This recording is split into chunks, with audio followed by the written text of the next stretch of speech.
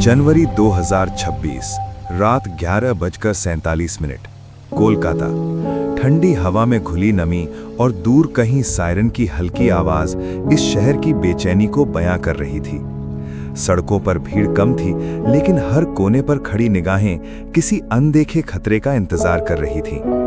ये सिर्फ एक चुनाव नहीं था, बल्कि सत्ता की वो लड़ाई थी जहां हर चाल के पीछे छुपी थी एक गहरी साजिश। पिछले कुछ महीनों में बंगाल की राजनीति ने जिस तेजी से करवट ली थी, उसने पूरे देश का ध्यान अपनी ओर खींच लिया था। एक तरफ थी ममता बनर्जी, जिनकी पकड़ पिछले 15 वर्षों से इस राज्य पर मजबूत बनी हुई थी, और दूसरी ओर खड़ी थी नरेंद्र मोदी की अगुवाई वाली वो ताकत जो किसी भी कीमत पर इस किले को जीतना चाहती थी। चुनाव से ठीक पहले की रातें अब सामान्य नहीं रह गई थीं। हर दिन नए आरोप, नए खुलासे और नए गठबंधन सामने आ रहे थे। खुफिया रिपोर्टों में ये साफ संकेत मिल रहे थे कि इस बार मुकाबला सिर्फ राजनीतिक नहीं, बल्कि रणनीतिक भी है। अमित शाह के नेतृत्व में तैयार की गई योजनाएं बेहद सटीक और गुप्त थीं, जिनका उद्देश्य था विपक्ष की हर चाल को पहले ही भांप लेना। दूसरी ओर अभिषेक बैनर्जी ने जमीनी स्तर पर अपनी पकड़ मजबूत करने के लिए ऐसी रणनीति बनाई थी जो सीधे जनता के दिल तक पहुंचती थी। हर रैली, हर भाषण और हर पोस्टर के पीछे एक सोची समझी कहानी बुनी जा रही थी, जो धीरे धीरे पूरे राज्य में फैल रही थी। लेकिन इस बार कुछ अलग था। चुनावी मैदान के बाहर भी एक अदृश्य युद्ध चल रहा था, जहां डिजिटल प्लेटफॉर्म्स, डेटा और मनोवैज्ञानिक रणनीतियां हथियार बन चुके थे। सोशल मीडिया पर फैलने वाली हर खबर, हर वीडियो और हर ट्रेंड किसी न किसी बड़े खेल का हिस्सा था। आम जनता के लिए ये सिर्फ सूचना थी, लेकिन असल में ये एक ऐसा जाल था जो धीरे धीरे लोगों की सोच को प्रभावित कर रहा था। रात के अंधेरे में बैठकर तैयार की जाने वाली इन रणनीतियों का असर सुबह होते होते पूरे राज्य में दिखाई देने लगता था। जैसे जैसे चुनाव की तारीख नजदीक आ रही थी, तनाव अपने चरम पर पहुंचता जा रहा था। कोलकाता से लेकर ग्रामीण इलाकों तक हर जगह एक अजीब सा सन्नाटा और हलचल एक साथ महसूस हो रही थी। सुरक्षा एजेंसियां लगातार सतर्क थीं, क्योंकि उन्हें इस बात का अंदेशा था कि किसी भी वक्त हालात बिगड़ सकते हैं। पिछले चुनावों की घटनाओं ने यह साफ कर दिया था कि बंगाल की राजनीति सिर्फ शब्दों तक सीमित नहीं रहती, बल्कि कभी-कभी ये सड़क पर उतरकर अपना असली रूप दिखाती है।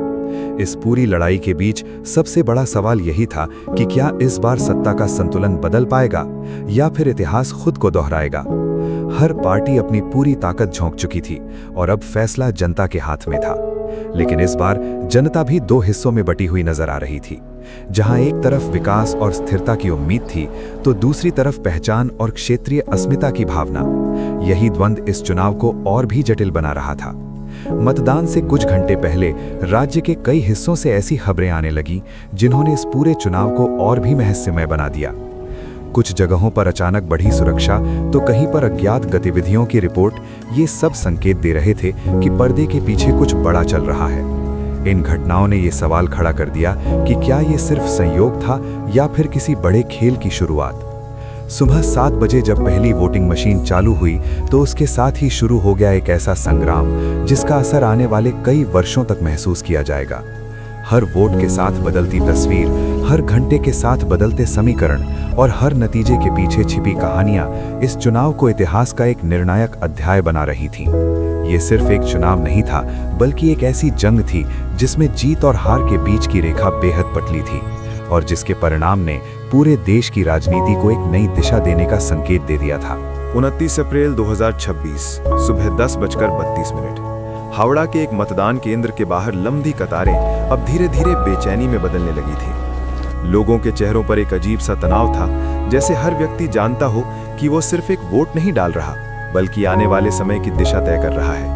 हवा में हल्की फुसफुसाहटें थी, जिनमें कभी उम्मीद झलकती थी तो कभी डर। सुरक्षा बलों की मौजूदगी इस बात का संकेत दे रही थी कि हालात सामान्य नहीं हैं। पिछले कुछ घंटों में मिली सूचनाओं में एजेंसियों को चौकन्ना कर दिया था और हर गतिविधि पर कड़ी नजर रखी जा रही थी। इस पूरे माहौल के बीच राजनीतिक गलियारों में चल रही हलचल और भी तेज हो चुकी थी। अमित शाह के रणनीतिक दफ्तरों में लगातार बैठकों का दौर जारी था, जहां हर जिले से आने वाले आंकड़ों का विश्लेषण किया जा रहा था। दूसरी ओर ममता बनर्जी अपने सबसे भरोसेमंद सहयोगियों के साथ स्थिति पर नजर बनाए हुए थीं, हर छोटी जानकारी को गंभीरता से लिया जा रहा था, क्योंकि इस बार किसी भी तरह की चूक भारी पड़ सकती थी। दोपहर होते होते कुछ इलाकों से टकराव की खबरें आने लगीं। शुरुआत मामूली थी, लेकिन धीरे धीरे ये घटनाएं एक बड़े संकेत में बदलने लगी थीं। सड़कों पर अचानक बढ़ती हलचल, कुछ जगहों पर रुक रुक कर हो रही झड़पें और पुलिस की तेजी से बढ़ती गतिविधियां ये बता रही थीं कि जमीन पर स्थिति नियंत्रण से बाहर जा सकती है। ये वही पल था जब चुनाव सिर्फ लोकतांत्रिक प्रक्रिया नहीं रह गया था, बल्कि शक्ति प्रदर्शन का मैदान बन चुका था। इस सब के बीच डिजिटल दुनिया में भी एक अलग ही युद्ध चल रहा था। सोशल मीडिया प्लेटफॉर्म्स पर फैल रही खबरों ने लोगों की भावनाओं को और भड़का दिया था। हर मिनट नई जानकारी सामने आ रही थी, लेकिन उनमें से कौन सच था और कौन झूठ, ये समझना लगभग नामुमकिन हो गया था। यही वो रणनीति थी जिसने इस चुनाव को पारंपरिक दायरे से बाहर निकालकर एक आधुनिक युद्ध का रूप दे दिया था, जहां गोलियों की जगह शब्द और तस्वीरें इस्तेमाल हो रही थीं। शाम 5 बजे के बाद जब मतदान खत्म हुआ तो पूरे राज्य में एक गहरा सन्नाटा छा गया। ये वो सन्नाटा था जो किसी बड़े तूफान से पहले आता है। सभी की नजरें अब मतगणना पर टिक चुकी थीं, जहां असली खेल शुरू होने वाला था। राजनीतिक दलों के दफ्तरों में बेचैनी साफ दिखाई दे रही थी, क्योंकि हर किसी को अंदेशा था कि नतीजे इस बार अप्रत्याशित हो सकते हैं। मतगणना के दिन सुबह 8 बजे जैसे ही पहले रुझान सामने आए, पूरे देश की नजरें बंगाल पर टिक गईं। शुरुआती आंकड़ों ने एक कड़ी टक्कर का संकेत दिया, जहां कोई भी पक्ष स्पष्ट बढ़त बनाने में सफल नहीं हो पा रहा था।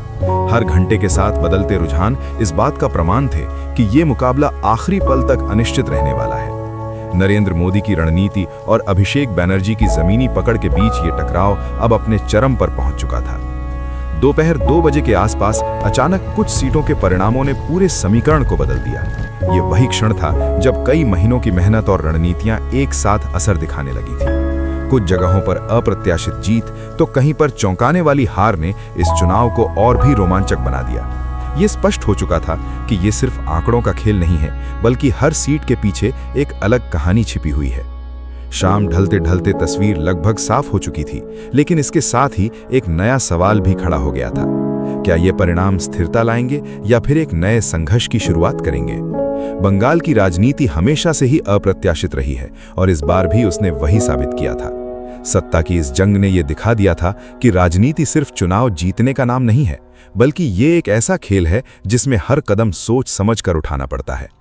इस पूरी कहानी ने एक बार फिर ये साबित कर दिया कि लोकतंत्र की असली ताकत सिर्फ वोट में नहीं, बल्कि उस विश्वास में होती है जो लोग अपने नेताओं पर रखते हैं। लेकिन जब ये विश्वास डगमगाने लगता है, तो राजनीति एक ऐसे मोड़ पर पहुंच जाती है जहां हर फैसला इतिहास बन जाता है। बंगाल का ये चुनाव भी कुछ ऐसा ही था, एक ऐसा अध्याय जिसने न सिर्फ राज्य बल्कि पूरे देश की राजनीति को नई दिशा देने का संकेत दिया। दोस्तों, ये थी बंगाल की इलेक्शन की कहानी। अगर वीडियो पसंद आए तो लाइक करें एंड कमेंट में बताइए आपको क्या लगता है कौन जीतेगा इस बार।